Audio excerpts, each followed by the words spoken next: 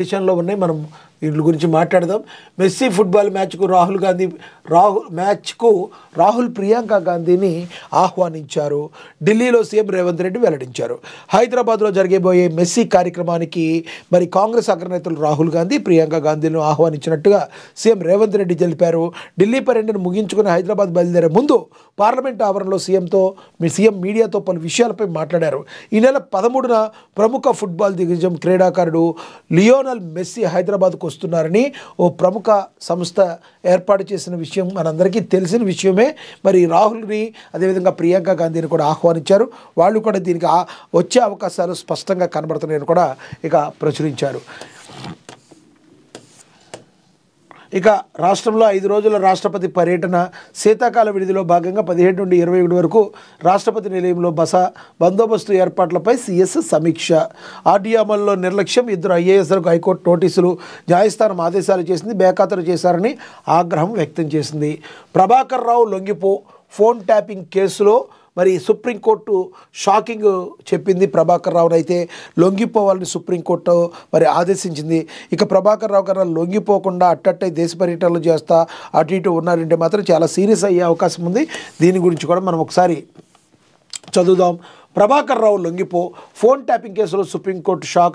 ACP Venkatagiri ముందు హాజరు కావాలని ప్రభాకర్ రావుకు సూచించింది సుప్రీంకోర్టు. విచారణ సమయంలో ఆయన ఎటువంటి టార్చర్ చేయవద్దంటూ సిట్ అధికారులకు సుప్రీంకోర్టు ధర్మాసనం తెలిపింది. ఈ కేసు విచారణ వచ్చే శుక్రవారం పర్యవేక్షిస్తున్నట్లు సుప్రీంకోర్టు ధర్మాసనం వెల్లడించింది. కస్టడీ సమయంలో ప్రభాకర్ రావుకు ఇంటి నుంచి భోజనాన్ని తీసుకువెళ్లేందుకు న్యాయస్థానం అనుమతి ఇచ్చింది.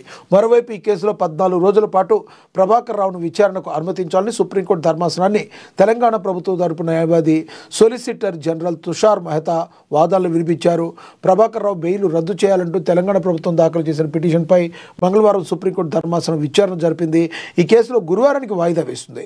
ఈ పిటిషన్పై గత నెలలో నవంబర్ 18వ తేదీన వాదనలు జరగాల్సి ఉంది. కానీ ప్రభాకర్ రావు తరపు న్యాయవాది అందుబాటులో లేకపోవడంతో విచారణ పలుమార్లు వాయిదా పడుతూ వచ్చింది. చివరిగా సుప్రీంకోర్టు ధర్మాసనం గురువారం విచారణ చేపట్టింది. ఈ ఫోన్ ట్యాపింగ్ కేసులో కీలక ఆధారాలు ప్రభాకర్ రావు ధ్వంసం చేశారంటూ సుప్రీంకోర్టును తెలంగాణ ప్రభుత్వం ఆశ్రయించింది. డిజిటల్ ఎక్విప్మెంట్ పాస్వర్డ్ ఇవ్వకుండా విసిగించడంతో పాటుగా విచారణకు ఆయన ఏమాత్రం సహకరించడం లేదని ప్రభుత్వం తరపు న్యాయవాదులు సుప్రీంకోర్టుకు తమ వాదనల ద్వారా వినిపించారు. దీంతో ఫోరెన్సిక్ నిపుణుల ముందు ఐక్లౌడ్ పాస్వర్డ్ రీసెట్ చేయాలని గత విచారణలో ప్రభాకర్ రావును సుప్రీంకోర్టు ఆదేశించిన సంగతి తెలిసిందే. ఇక ఓవరాల్గా చూసుకుంటే మనకు తెలుసు ఫోన్ ట్యాపింగ్ కేసులో కీలక నిందితుడుగా ఉన్నారు మరి ప్రభాకర్ రావు.